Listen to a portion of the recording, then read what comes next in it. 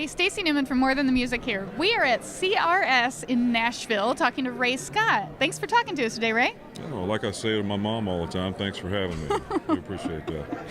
Well, you are on the edge of taking a very exciting tour. Can you tell us a little bit about that? Yeah, well, here in a couple of days I'm leaving for Europe. We're going over to France and Switzerland and Germany, and I do a tour over there this time of year every year. And so this is no different. I think this is probably my 6th year going into Europe and touring. We've been lucky. We've had some success over there, and so we try to go over as much as we can. That's awesome. Yeah, I saw you guys had 4 #1 singles in the UK, I believe. Yeah, on the Hot Disc chart. Yeah, it's been really good. We got a lot of recognition over there, and a lot of Europeans, I guess, kind of they appreciate country music for the original American art form that it is, and they appreciate the storytelling and the traditional type of production and instrumentation, and so we happen to fit that criteria, so I'm happy to take it to them as much as possible. Yeah, that's wonderful. Tell us a little bit about your album Guitar for Sale.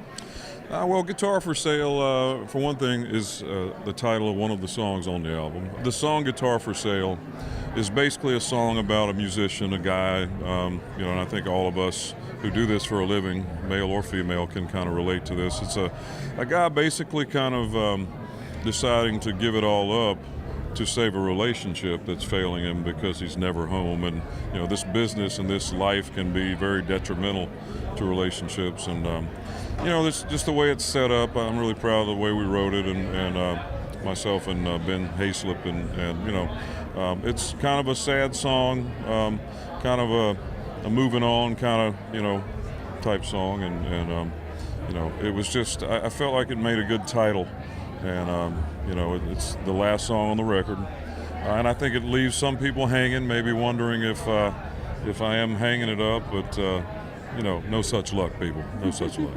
Well, maybe a little more uplifting. Can you tell us a little bit about your song Those Jeans?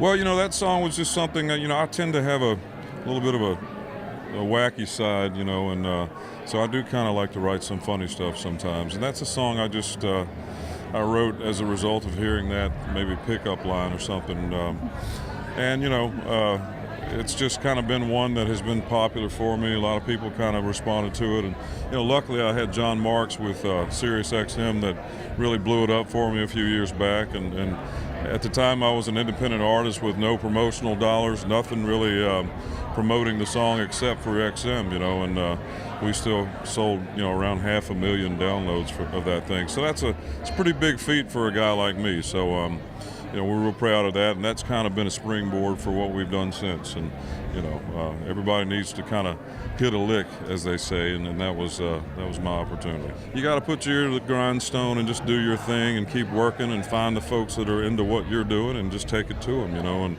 and you can't really relent. You got to just keep getting at it, keep on keeping on. I've been doing this for a long time, so it ain't like I'm gonna be switching careers anytime soon. So. When you were a little kid, what did you want to be when you grew up? Well, when I was a kid, I grew up kind of in farmland in a little town in North Carolina. It's called Samora. The population was about 800 people, and that number never changes because every time a baby's born, some guy leaves town. But anyway, I grew up doing a lot of manual labor type jobs, and I realized as a kid that I'm allergic to 2 things, penicillin and manual labor.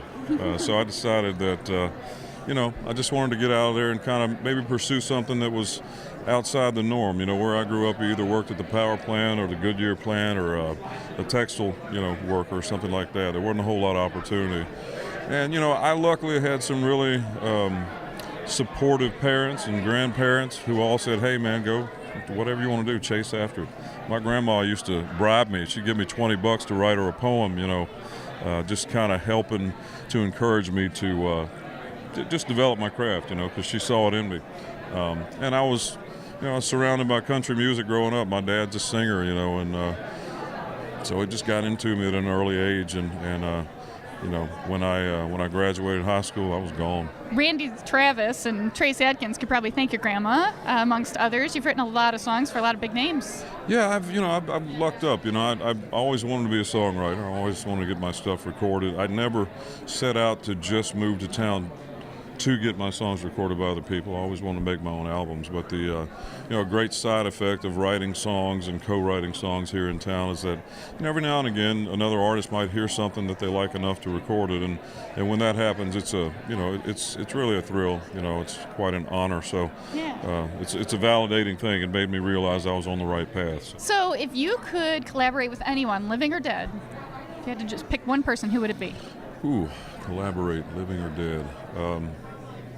Man, I would have to say Don Williams. He was my favorite, and I just, I did get the chance to meet him real briefly one time, and I think, I think we would have had a lot in common. What is your spirit animal? My spirit animal, man. I think an Australian Shepherd. Okay.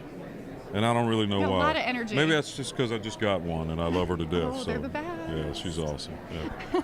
The only dog that I think I like more than an Australian Shepherd is an Augie, which I just learned about this dog last week. Is an Australian Shepherd and a Corgi. And a Corgi, really? Yeah, that sounds pretty cute, actually. They're very cute. Yeah. Any artists that you're listening to right now that might surprise your audience?